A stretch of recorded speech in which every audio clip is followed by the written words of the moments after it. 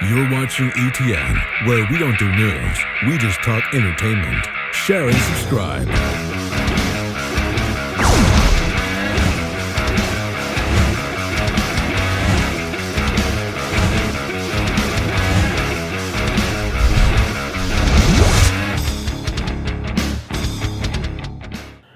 Hey guys, welcome to Entertainment Talk Nation. This is Rob. This video we're going to do our review for Dragon Ball Z Season 1. Now, I've already seen the first 5 seasons. And I won't be able to see Season 6 till I think the first week of August. Season 6 comes out on Blu-ray, so I'll be waiting for that happily. I've enjoyed watching it. Really nostalgic. But the funny thing is, now that I'm watching it, wow, I want to say almost 16, 17 years later, there's a lot that I forgot about the earlier seasons, like season 1, 2, and 3. From season 4 on to 5, and even season 6, although I haven't seen it yet, I recall a lot of things from season 6 as well. But a lot I forgot. So season 1, I thought got progressively better. I wasn't really into the whole Raditz thing. I mean, he was an okay character, an okay enemy, but when you compare it to the later half of the season, it just really doesn't hold a cup of water. What I did actually like about the first half of season 1 was Gohan's training. I felt that had a much better story behind it than Goku in the afterlife, training or trying to get across Snake's Way. and it just actually I'm not going to get into that because that would cover almost everything about Dragon Ball Z.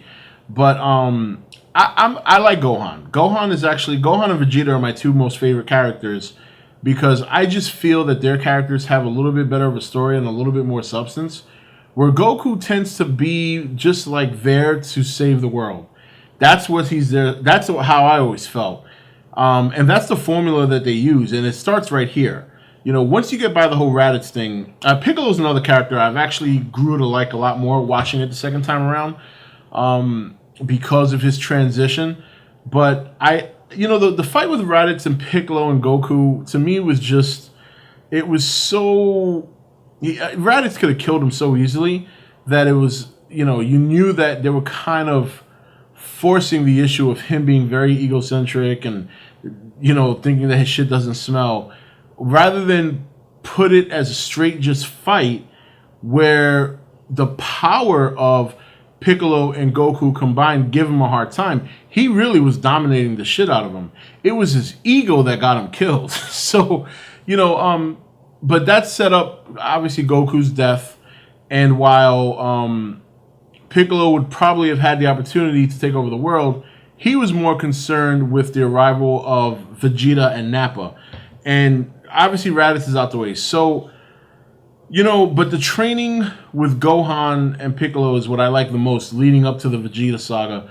And I like it because Gohan, it's funny, I don't remember a lot of him from season 1 from all those years ago.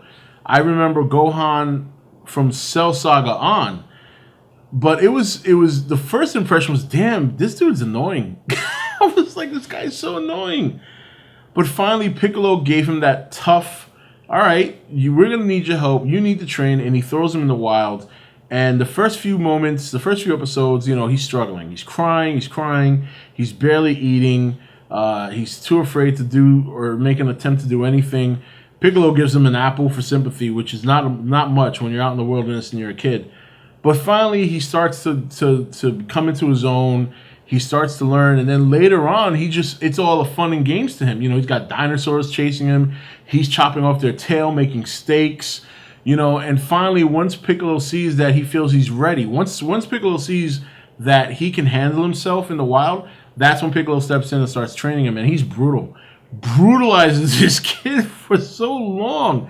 And he just pounds on him. And I liked that whole thing because it really showed how Piccolo and Gohan developed this great relationship. And that for me was a highlight of season 1, like the first half of it leading into the Vegeta saga.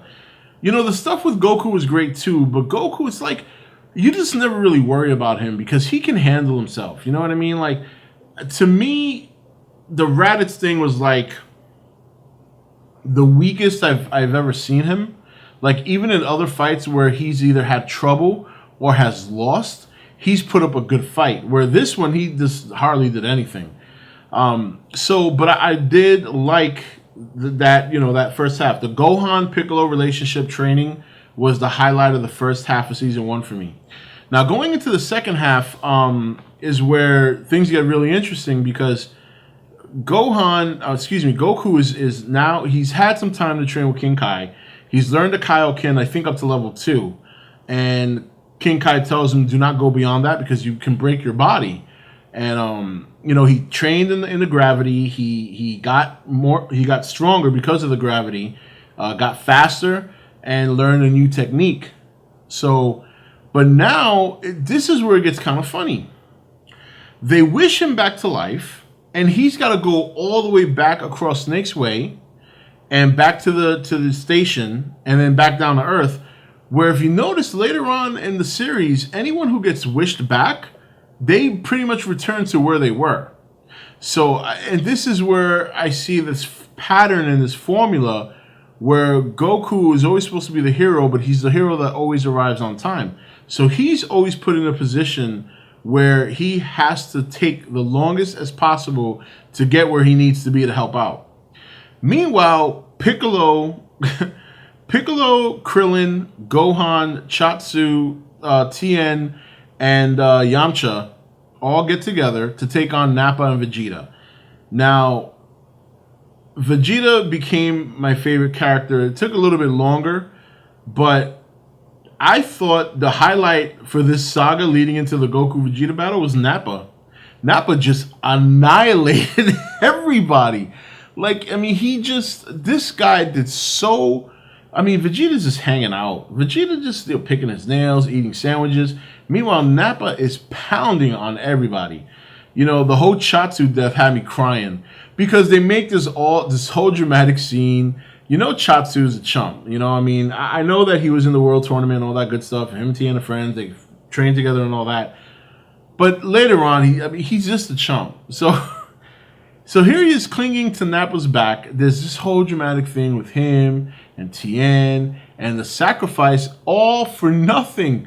And Vegeta even says it, and I couldn't help but laugh. Because it's true. It's like, what business does this kid have doing there? Really? So, but Piccolo is the highlight here, because Piccolo's the one that holds it down. Yamcha gets himself killed due to his damn ego. Gohan is still learning. He knows how to protect himself. He's got survival instinct, but he's still not a fighter yet. Krillin is another one that, and I like, a lot of people criticize Krillin. Krillin is another character that I like a lot, because even though he's not strong and he's not that powerful, he always puts his ass on the line, and he always does the little things that matter most. So I thought Krillin and Piccolo were really the ones who kind of held it down until Goku got there. Now, in terms of, and we getting past, Yamcha gets killed, Tien, Chatsu gets killed, and then Piccolo sacrifices his life for Gohan, and because of that sacrifice, Gohan does get a moment of his strength, that potential that's inside of him that we see much later, and gives it to Nappa with a couple of hits. But now it's just him and Krillin. And, it's Goku gets there and just manhandles Nappa. I was almost surprised how easily he handles Nappa, and then Vegeta gives him such a hard time. And I know Vegeta's supposed to be stronger than Nappa, but even still, the fight between Vegeta and Goku was kind of even early on. But later on, I felt that Vegeta dominated. And me personally, maybe this is a debate that's not, probably not around anymore because its series has been out for so long. Me personally, I felt that between Vegeta and Goku, Vegeta won. If it wasn't for Yajirobe cutting off his tail and Krillin and Gohan distracting him, he basically actually did break Goku's body.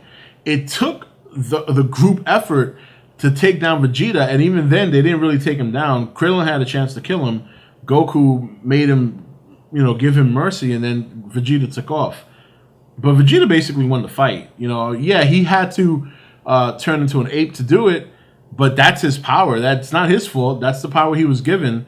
You know, Goku's tail got chopped off in Dragon Ball, so you know. But I think overall the first season was pretty good. I wasn't too crazy about the whole Raditz thing.